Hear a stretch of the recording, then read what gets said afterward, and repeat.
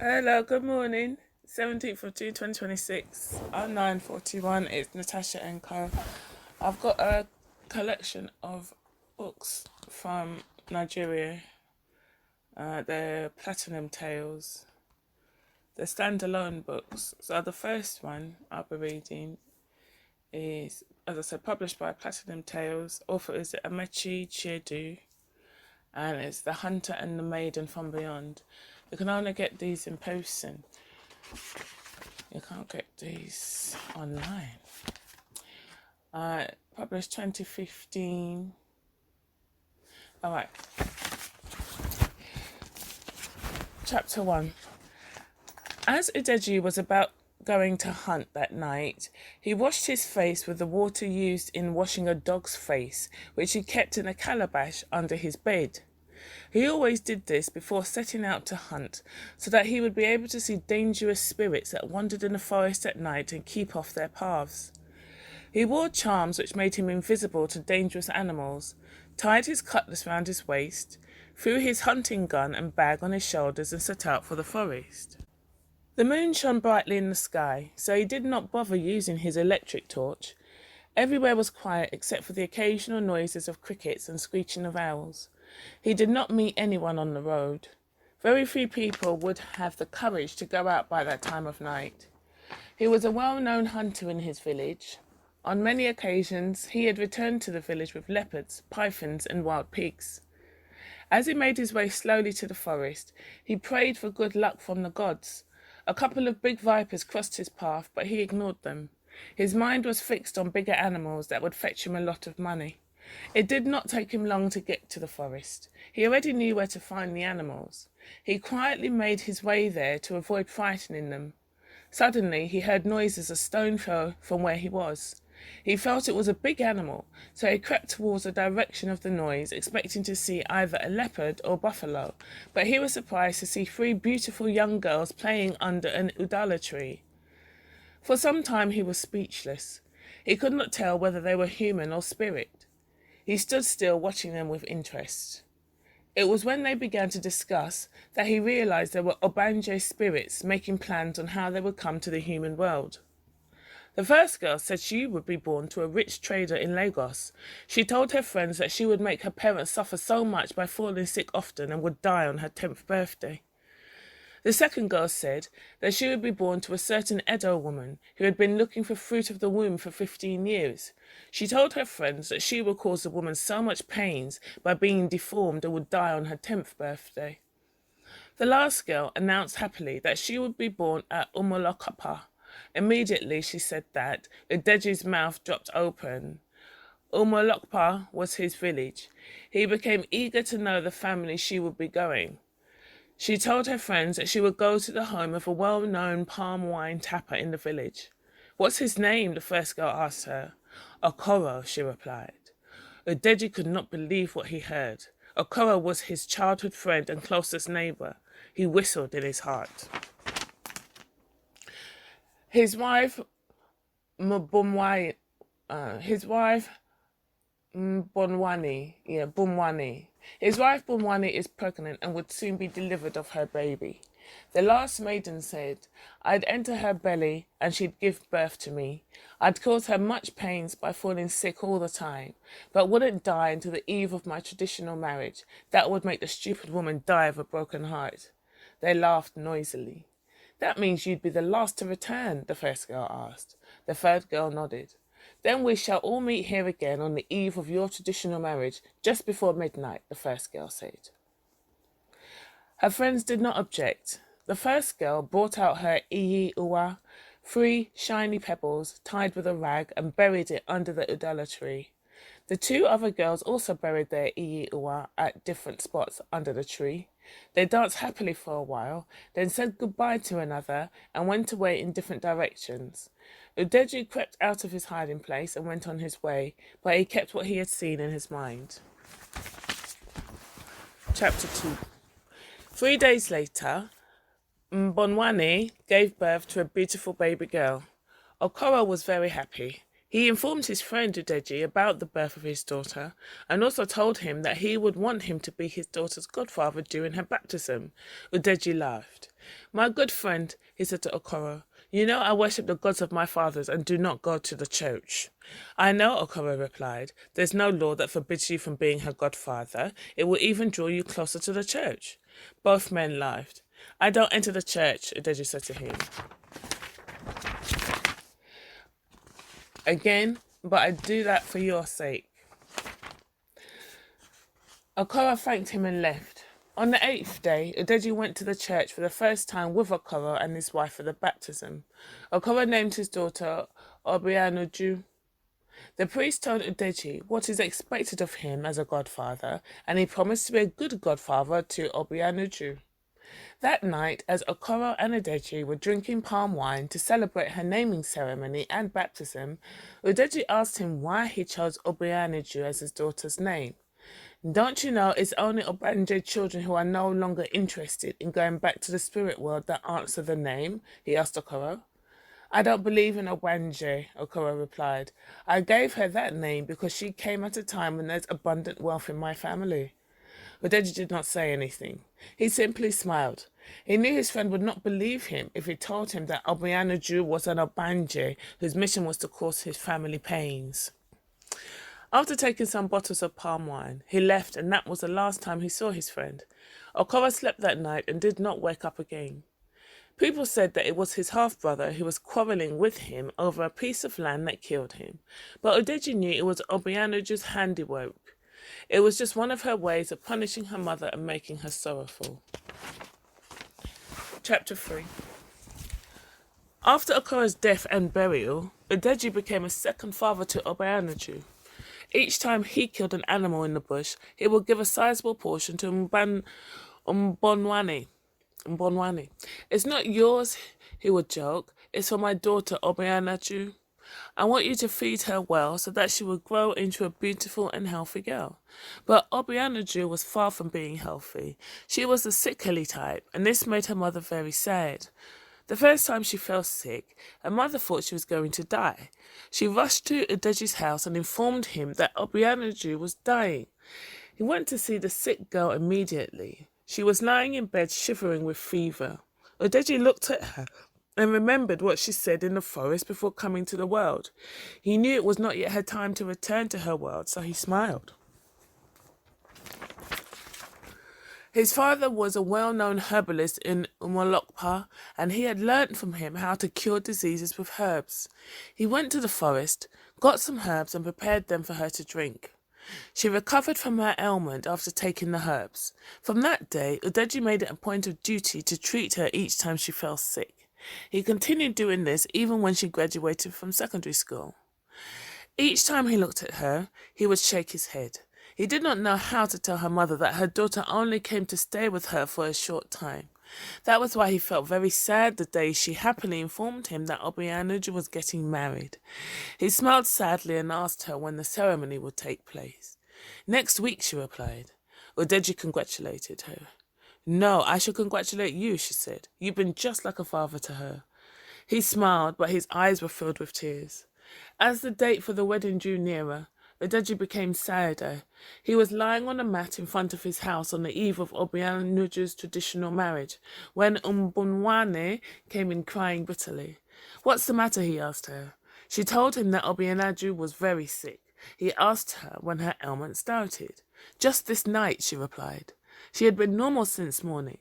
She even went to the market to buy some of the things that would be needed for the marriage ceremony. He shook his head and sighed. Mbonwane knelt down before him and begged him to do something about Obianuju's ill health so that she would be fit for her traditional marriage ceremony. "You know you're the only person that knows the herbs to prepare for her." Udeji told her that her sickness started at the wrong time. "It won't be possible for me to go to the bush now and get the necessary herbs needed to prepare the medicine." "Why?" she inquired. He explained that the herbs used in preparing the medicine had slept, and that the medicine would be ineffective if prepared with sleeping herbs. "Can't you wake them?" she asked, looking very worried. He told her it was possible to do that, so she begged him to wake them. He shook his head and told her that his medicine would not work on her. Why? She asked, confused.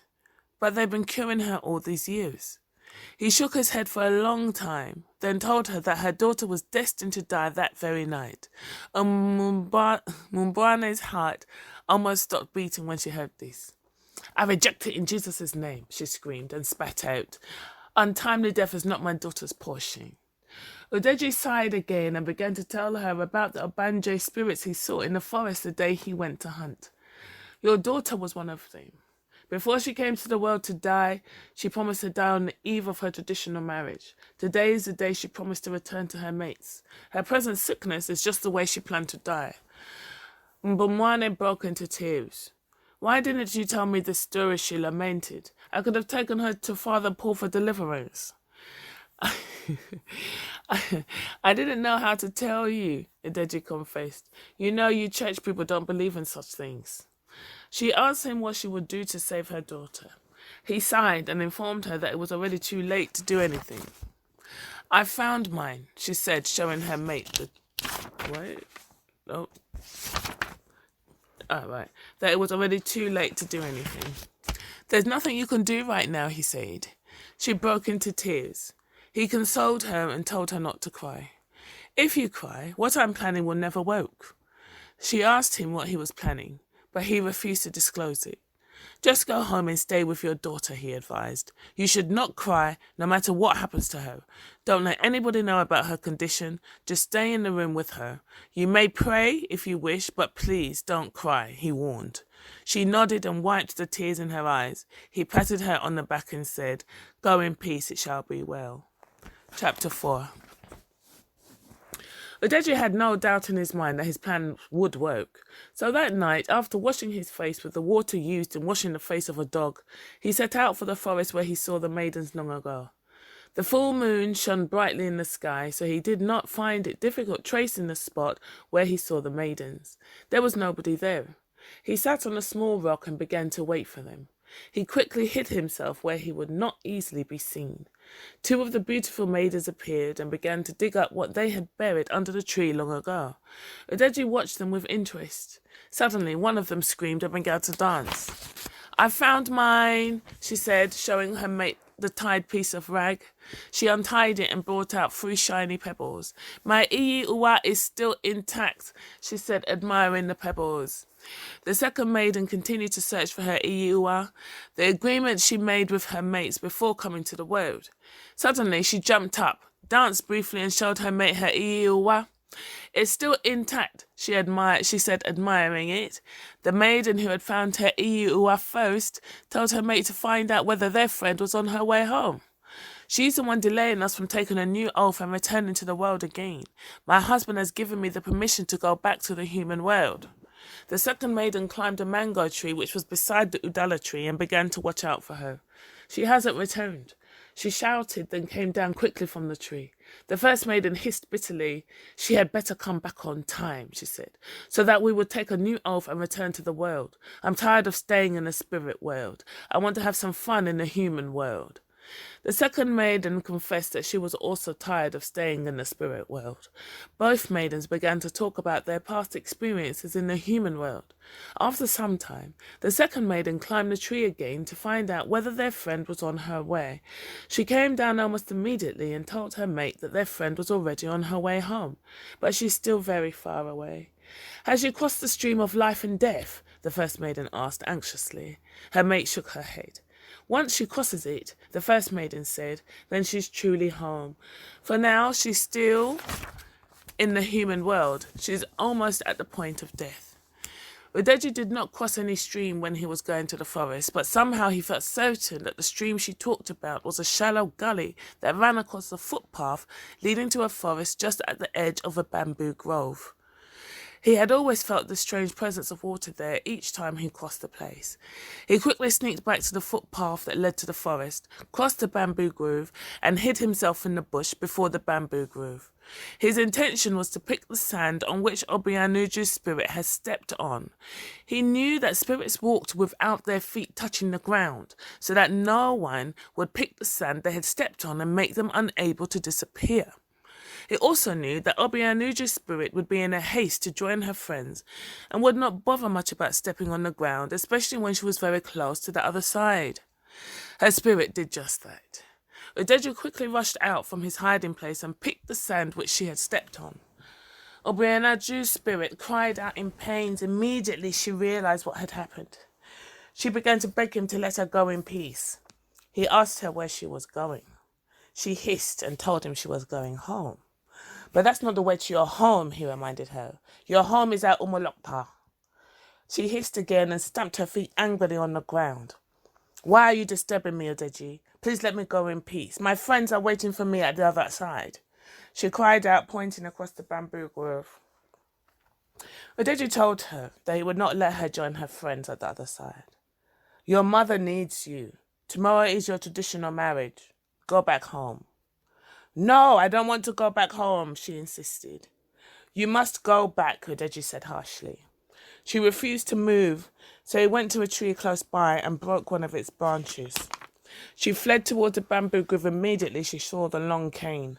Odeji quickly ran out of the bush with the cane in his hand and gave her a hot chase. Obianuju's spirit was faster and outran him. But just as she was about crossing the narrow gully across the footpath just by the edge of the bamboo grove, she tripped and fell. Odeji quickly caught up with her and began to thrash her with his cane. She cried and begged him to leave her alone so that she would join her friends. I won't let you join them, he said. Her cries attracted her friends at the other side. They ran to the bamboo grove and stood at the other side of the gully. For some time they watched Odeji as he thrashed their friend mercilessly.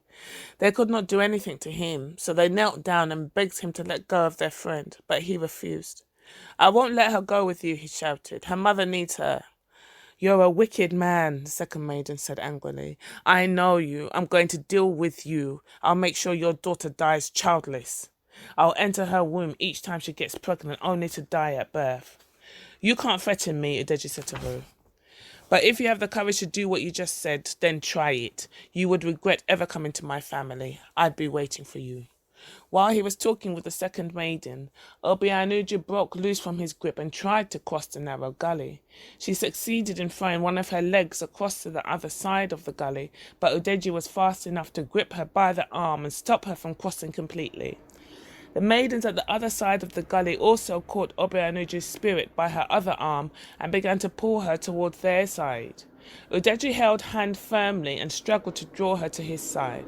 Suddenly, the spirit of N.K.O, Obianuju's late father, appeared with a long cane behind the maidens and began to thrash them. They screamed in pain, let go of Obianuju's spirit, and ran away in different directions. Odeji pulled her to his side. Okoro's spirit warned his daughter's spirit not to attempt returning to the spirit world. I'll deal with you if you try it again, he said angrily, then thanked Odeji for his kindness. You're truly a good friend, he said, and instructed him to take her back to her mother. He turned, took a few steps and disappeared into the thin air. Odeji turned to Obianuju's spirit and ordered her to return to her mother, but she stubbornly refused to obey him. He began to thrash her again. She screamed in pain and began to cry. Leave me alone, Odeji, she cried bitterly. Leave me alone, Odeji. What have I done to you? Please leave me alone so that I can go back to my people. Odeji continued thrashing her mercilessly. He knew Obanje's spirits could be very stubborn and he knew the best way to deal with them. Chapter 5. Mbonwane was not aware of what was going on in the forest. She sat beside her half-unconscious daughter reciting her rosary. Gradually, her temperature began to drop until she became ice cold. Her heartbeat became so faint that she could no longer hear it even when she pressed her ear close to her chest. Mbonwane felt like screaming and calling people to come and help her, but she remembered Odeji's warning and decided not to do that. Instead, she continued saying her rosary. The next minute, Obianuju's temperature began to return to normal. Her heartbeat increased gradually. She began to struggle with an unseen person and begged Odeji to let her go back to her people. When her mother heard this, she brought a gallon of holy water which the priest had blessed and began to empty it on her daughter's body. You will not go back to them, she prayed. You don't belong to the land of the dead. You belong to the land of the living. While this was going on in her hut at Umulokpa, Udeji continued to struggle in the forest with Odaku's spirit. He continued beating her with his cane until the pains became unbearable for her, so she turned and fled towards Umulokpa. Udeji ran after her, but she was faster and quickly ran back to the village. He did not stop running after her with his cane until he entered Mbowane's compound. Some women who were cooking food in a compound for the traditional marriage ceremony ran away like frightened hens when they saw him armed with a gun and a long cane. He did not talk to them. He marched to Mbomwane's room and banged on the door. "Open the door, Mbomwane. It's me," he said. Mbomwane quickly opened the door. There were tears in her eyes. "Where's that wicked girl?" he demanded harshly. The poor woman shifted her gaze to a corner of the room where Obianuju crouched weeping. He went there and pulled her up roughly. She covered her face shamefully and continued to weep. "You're a wicked girl, Obianuju," he said, pointing at her face. "So you want to leave your mother after the pains you've caused her? Listen, you're going nowhere." He asked for a razor. Mbomwane quickly provided it. By this time, a large group of people had gathered outside Mbomwane's hut, wondering what was going on. The fearless hunter held Obianuju's hand and gave her a slight cut with the razor.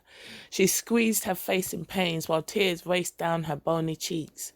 Udeji rubbed the sand he picked in the forest on the razor cut filled with blood, then ordered her to lick it. She refused at first, but had to do it when Udeji threatened to cut off her ears. Mbomwane fell on her knees and began to thank him. "How would I have told the story? She almost slipped from my hands." "Everything is settled now," Udeji assured her.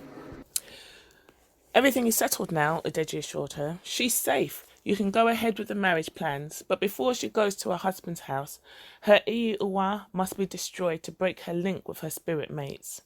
"How will it be done?" Mbomwane asked. "Leave everything to me. I'd arrange for the person that will do that," Udeji promised. Mbomwane embraced him. There were tears in her eyes, but they were not tears of sorrow, but tears of joy. The ain't. Wow, brilliant. On the next page, it's got difficult words used in the novel. Obanje is O for Oscar, G for Golf, B for Bravo, A for Alpha, N for November, J for Juliet, E for Echo. Obanje are evil spirits that are born to die young. E, Uwa, I for India, Y for Yankee, I for India, space, U for uniform, W for whiskey, A for alpha, E, Uwa. Things that Ogbanje spirits bury as a sign of their agreement in the spirit world. And it says it's got screeching, screeeching, screeching. It's a kind of sound. Forbids, forbids, is when you stop or prevent something. And a herbalist, herbalist, is someone who cures diseases with herbs. I kept struggling with the name. I think these are Igbo names, so they don't roll off my tongue at all. Mbomwane is spelled M for Mike, G for Golf, B for Bravo, O for Oscar, N for November, W for Whiskey, A for Alpha, N for November, E for Echo. Obianuju is O for Oscar, B for Bravo, I for India, A for Alpha, N November, U uniform, J Julifoot, and U uniform. Julie's foot, J for Julie's foot. Obianuju, what's the other name? Udeji, U for uniform, D Delta, E Echo, J Juliet, E I India, Udeji. Cool. Alright, thanks for listening.